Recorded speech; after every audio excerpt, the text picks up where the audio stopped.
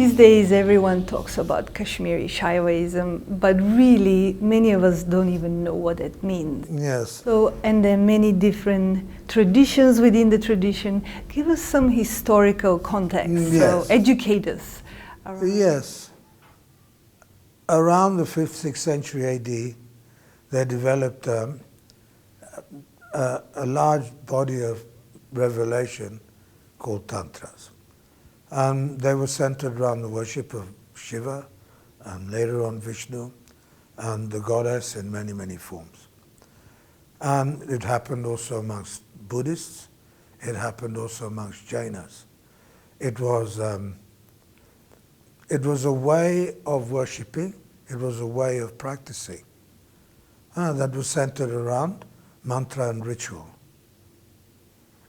And the practice of pranic yogas and cognitive yogas. Yogas to do with the breathing, yogas to do with the perception. And they were blended in and worked into ritual procedures that had standard features that we could identify across the board, whether they're Buddhist or Shaiva or Vaishnava or Jaina, as Tantric.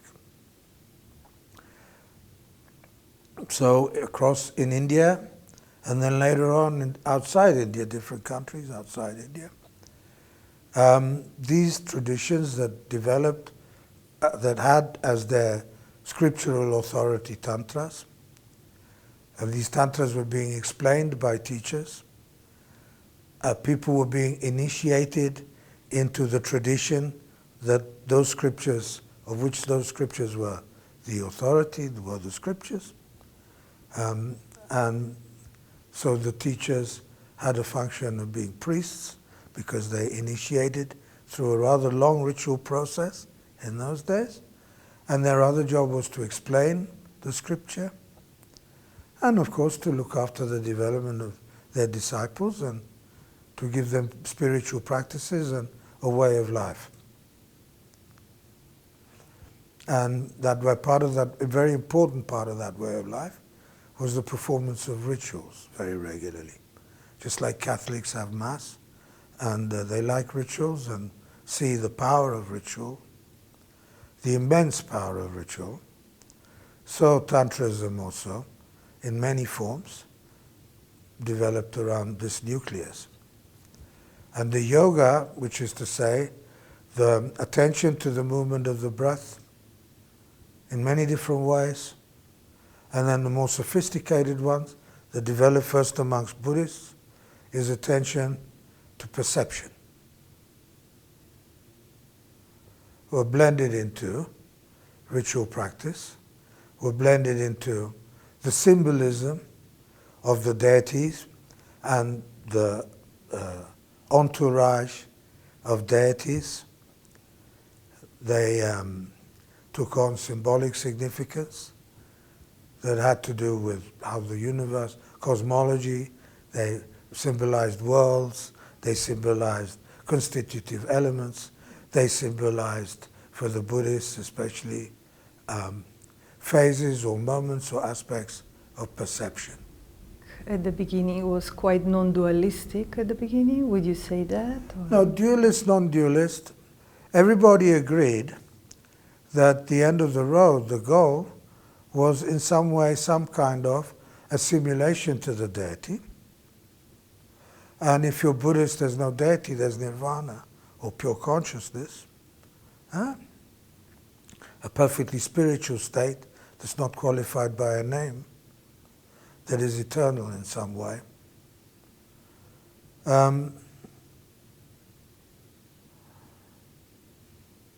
So in the end there is a oneness, but there is on the way a dualism, as yourself as the worshipper and as the deity, maybe representing nirvana, the end, the goal, and the source of the universe, and of yourself as the worshipper.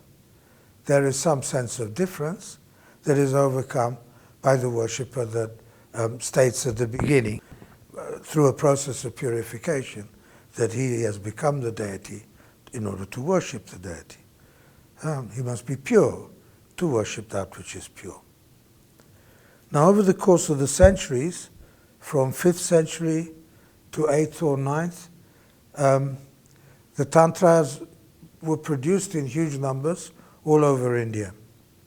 And in different parts of India, the kind of teachers and the culture that supported and gave rise to varied according to the place. If you see how Tantra is in Tamil Nadu, or in Kerala, or in Andhra Pradesh, Maharashtra, Orissa, Rajasthan, Uttar Pradesh, Nepal, and Kashmir. It has its own character. All right? So in Kashmir around the 8th century, 9th century, we emerged from the anonymity of scripture, and primary role is being given to the explanation of its teaching. Some directly as commentaries on Tantras. That's in a very direct way. This is happening with the Buddhists also. And some by the development of non-dualist Shaiva philosophy. And some by the development of little aphorisms, short statements, or little single verses concerning practice, or concerning some elevated mystical experience that's represented symbolically, and then again required further explanation. Okay? So is Abhinavagupta... We're getting to him. Okay, yes. Now, when non-dualist Shaiva philosophy had developed in the hands of two great geniuses, Somananda and then his disciple Utpaladeva. Somananda lived about the middle of the 9th century, so Utpaladeva 50 years you give him. Then his disciple taught a man called Abhinavagupta. And Abhinavagupta had a great mission that was given to him by his guru Shambhunatha. And Shambhunatha had learned from his guru Sumati in South India, who learned from a Bhairavacharya. And this Bhairavacharya was, it said, learned in the 5 currents of the Tantras, in the Ati Marga of the Pashupatas, these are earlier pre-Tantric Shaivites, and into the teachings of particularly the Trika Tantras. So the Shambhunatha initiated and inspired Abhinavagupta.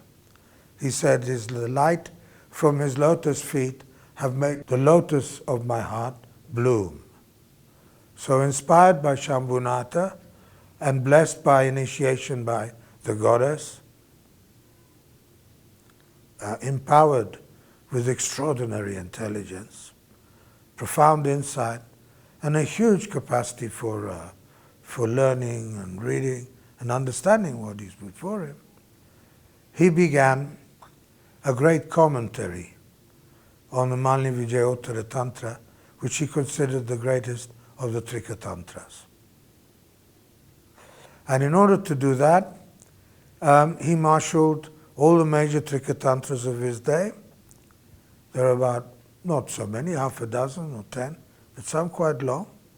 And then the Tantras of all the other forms of Shaivism, because on the principle that the higher contains the lower. And he produced a manual that he described it as two ways. One, as being an exposition of the teachings of the Mani Vijayottara Tantra. He said nothing in what I'm writing is there, either explicitly or implicitly is not there. So it's a great commentary. And on the other, he called it a liturgical manual, a book on ritual, which doesn't seem so at all when you read it. The first half is laying out the way the universe is structured. In the second half, he expounds the ritual procedure, but in a way which is extremely elevated.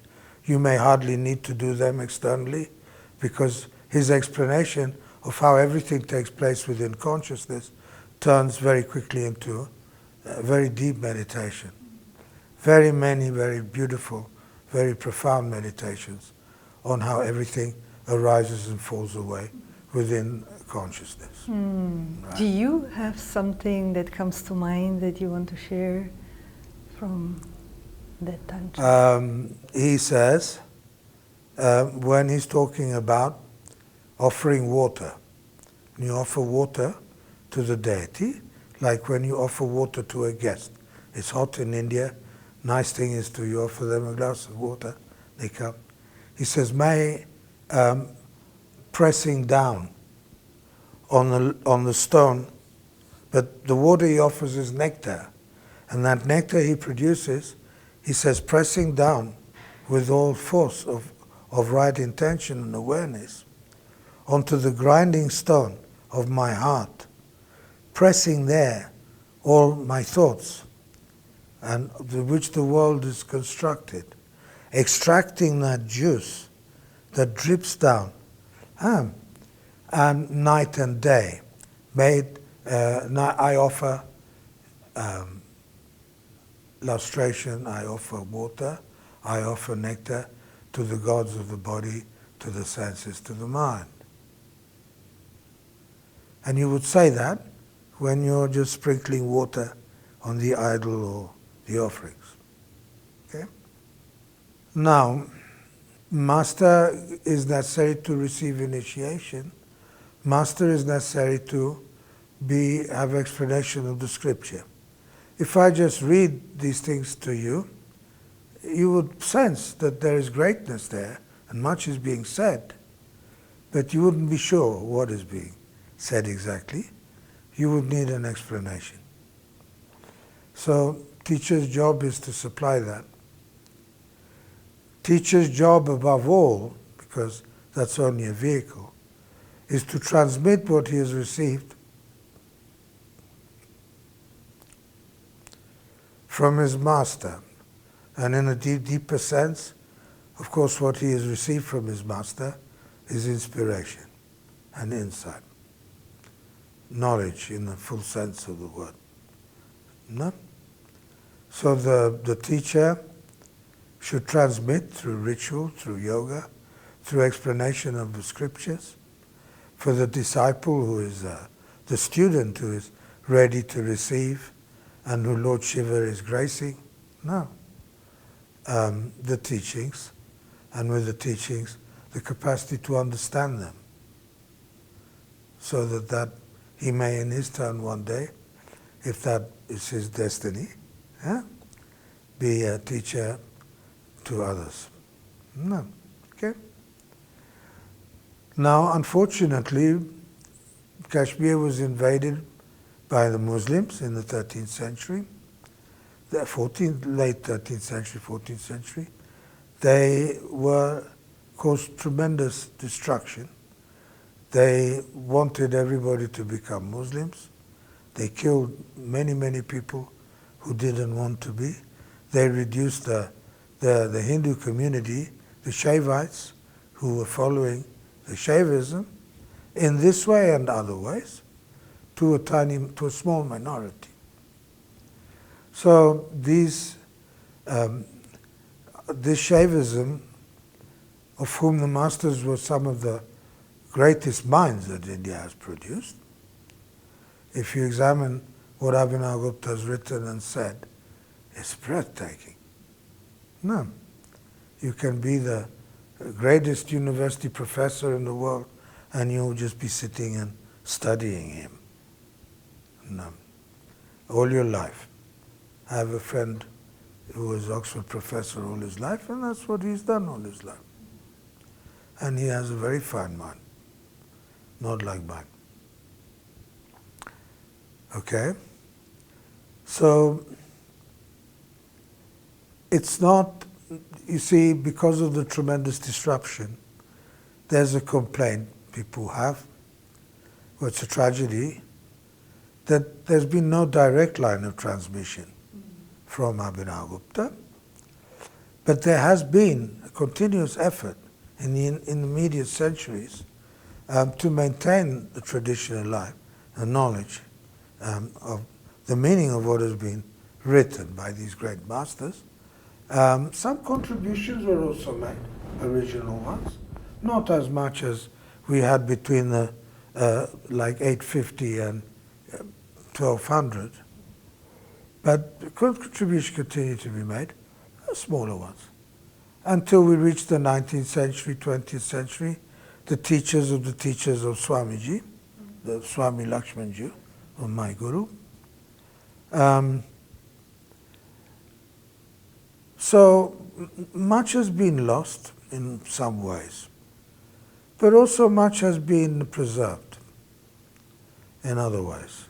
In the main way, it has been preserved by the great spirituality of these individuals. Swamiji have made an impression on me.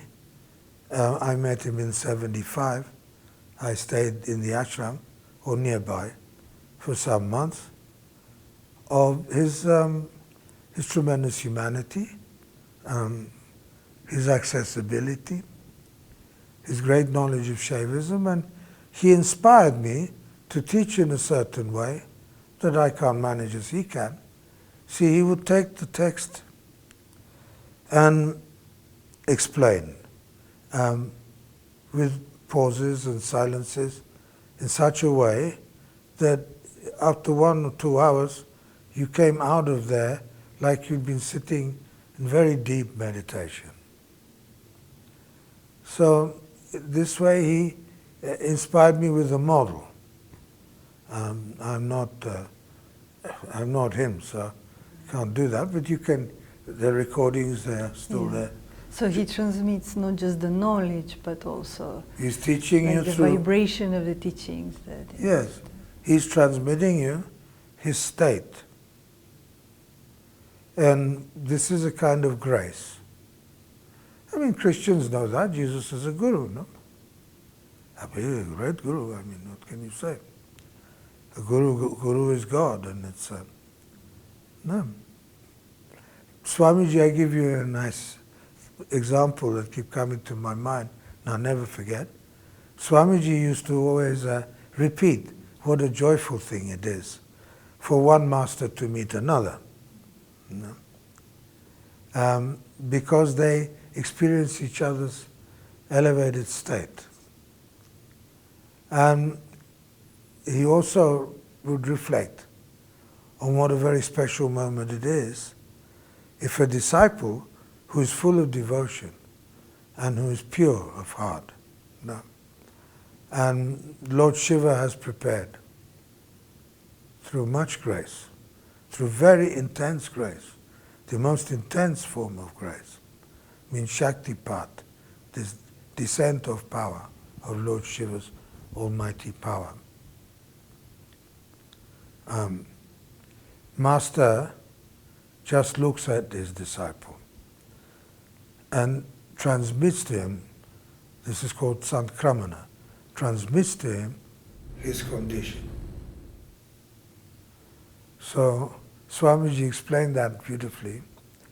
He said, disciple looks at his master, he's in his highest state, he's in the supreme state. Master is in the supreme state. And then Swamiji said, say, he could never know that unless he's experiencing that. So that is how Master transmits to his disciple. The Tibetans have the same, lineages through direct transmission. And the kind of Tantrism of different schools, no? So some are milder, vegetarian. Lord Shiva, he's like a yogi and he's covered in ashes, no?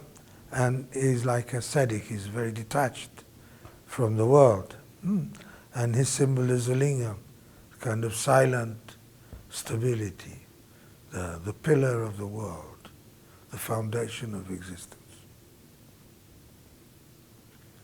from which all things proceed and to which all things return. And then there are parallel traditions in which Lord manifests as Bhairava.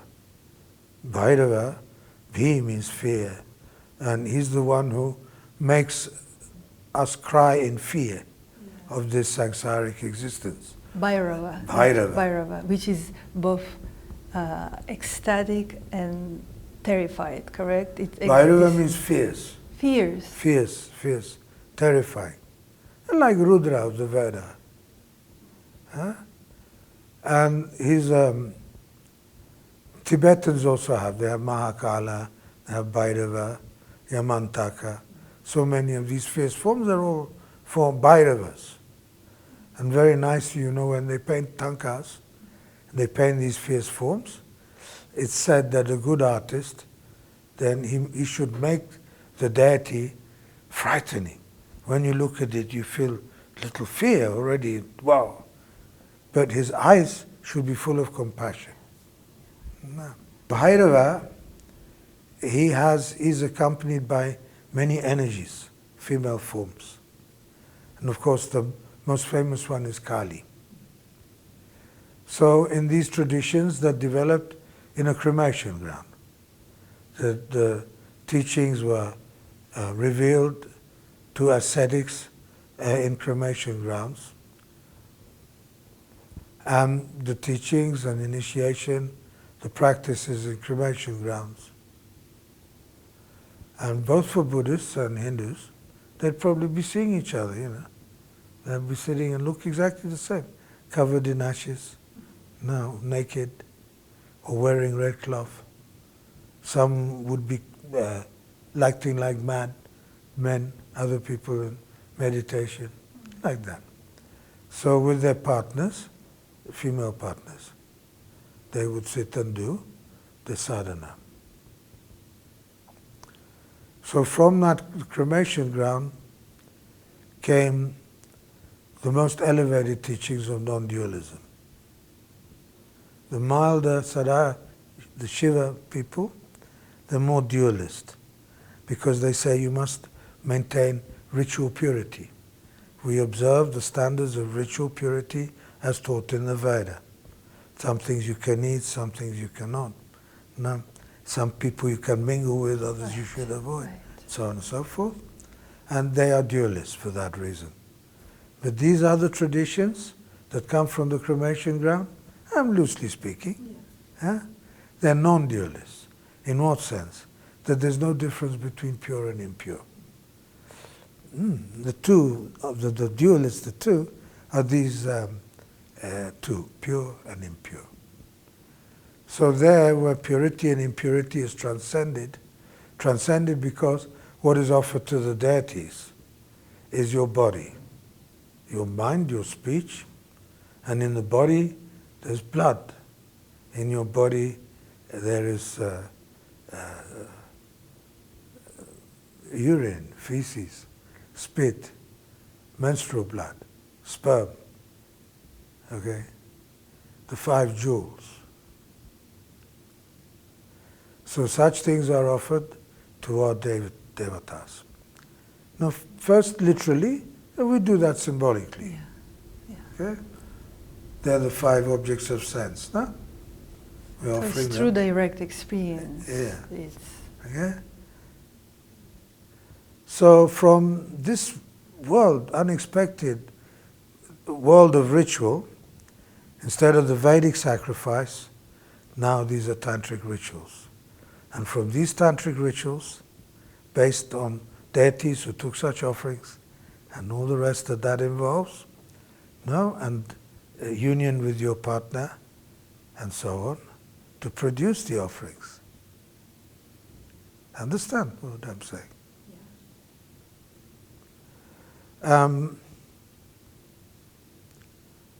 From this environment, they developed a very elevated series of developing traditions that became more and more mystical.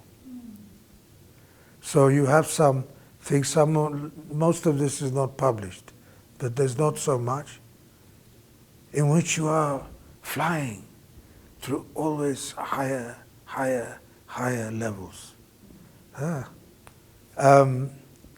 It's a bit like Savitri of Aurobindo. So these schools were very mystical schools, because they centered on the extremely elevated experience of yogis who were overcome with intensity. They were possessed by their deities. The deities filled them with immense energy, which was transformative of how they perceive, how they think, how they see. No? And they made them leave the body, take flight, and wander through infinite being. So everything is consciousness, let's say. And you spoke about ignorance, or consciousness makes a compromise to come into the limited form, limited consciousness that appears as human. Can you speak something about this? Because if we come from a pure non-dual perspective, there is only consciousness. So why would consciousness make a compromise to limit itself into this human limited form and mind? Yes. Like, what are the scriptures pointing to? Like, why is that? I'll connect it with what we said before, because that's necessary to do that. The immediate answer to this question is because when there are two, there is God and His creation, the creatures, us, then He can exercise His power of grace.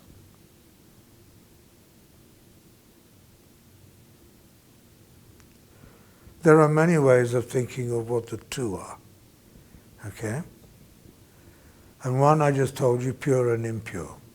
Another, the two are, of course, the giver of grace and the receiver of grace. So that's one quick answer. Another, it's one a little bit I put my own interpretation to explain it to myself also. In the Upanishads, it said that the self that shines in the heart of every living being, aniyat aniyasaha, smaller than the smallest, gariyat gariyasaha, greater than the greatest. So the smallest of the smallest, God in His infinite being humbles Himself to become human. He humbles Himself to become human in order for this experience to appear within the mirror of His infinite being. The experience that there are perceivers and the worlds, the universes that they perceive. So in order for there to be manifestation, He must limit Himself. So as there is a nice story in the Shatapatha Brahmana, this is Veda, this is 2,000 years, 1,500 years earlier. In the Shatapatha Brahmana, there emerged as one God from all the Vedic gods. His name was Prajapati, Lord of the creatures. And he was called the year. And as the year went on, it gets smaller and smaller and smaller. And as he got smaller, he became weaker. And gradually all the gods abandoned him. And as he got smaller, he fell into pieces. And all that remained was this pulsing heart and crying, "Oh my heart, oh my heart." No? Then when that happened, then of course the year began again. Began to grow, began to grow. And again, the whole world was created. Because he had given himself up to become nothing, to become small, even at personal suffering, so that the world can be created again. No? Sahasra Shirsha Purushaha, the eyes, the Purusha has 1,000 eyes, 1,000 heads. No, they took him to the place they took him to offer him in sacrifice. And so he was cut into pieces, and the different parts became the parts of the world. They became the seasons of the year. the different orders of society. This is a kind of offering. So when we are small and contracted in our suffering, then there's two ways that we suffer. One for ourselves and the other for others. Because of our limitation. Because of their limitation. So though our God has become humble. See, it's not just, Christians say this was only with Jesus. He was in a very special way. And I can't disagree with that. Heaven forbid, I don't know. I believe he was. But here we also say, and the Christians in another way, that we also are like God. No? So it's our destiny and the plenitude of being who we are is to fulfill the purpose of his becoming many, which is to make all things one. Okay? I wanted to touch on, but I don't know if you could do it briefly, like today, in our modern world, Tantra is connected to sexuality in the West. Oh, yes. It's so misinterpreted. Yes. So very sad. Very sad. You see, in our tantric traditions like those of Kashmir Shaivism, where your consciousness is contracted because of selfishness, ignorance, greed, etc., the consciousness is expanded by an intense input of the power of grace. And it happens with great force. It happens in a sense of astonishment, wonder. And it happens, when it happens, all the senses blossom. They're no longer senses, they're deities. The body is the universe. No? All that we perceive is the body of my own infinite being. No? So sexuality, any stimulant, anything that arouses the senses, that helps consciousness to expand. When you say a prayer, you light an incense stick. Or you may put on some nice music, spiritual music. When you repeat the mantra, the sound of the mantra. When you think of the beauty of the deity. And no, in this way our senses are stimulated. So that stimulation helps the expansion of our consciousness and the removal of ignorance. Now that can take place in many situations. That may take place also with two people together, male and female, as partners. But this is a practice which is very occasional for some special time. It's not required. You don't have to have sex with a partner. Huh? It's not enjoined. Okay? So it does exist, but it has its correct place. And in India, it's not only in the West. India, Tantra has had a long history of this problem. In Tibet, you know, the Langdharma, the one king, he removed the monks because there was this problem. He had drawings put on the doors of the gompas that were sealed that they were drinking wine and having sex with women, right? When he went to Japan, a lot of places, a long history of that misunderstanding. What is so sacred has become of very little importance. I'm not a sex therapist, if that's what it's supposed to be. And certainly sexuality in the Tantra is not therapy. Okay? And sexuality in the Tantra is supremely sacred. You cannot have tantric sex if you have a sense of your embodiment. If you think, you know, this is my body and that, then you're disqualified. All right? And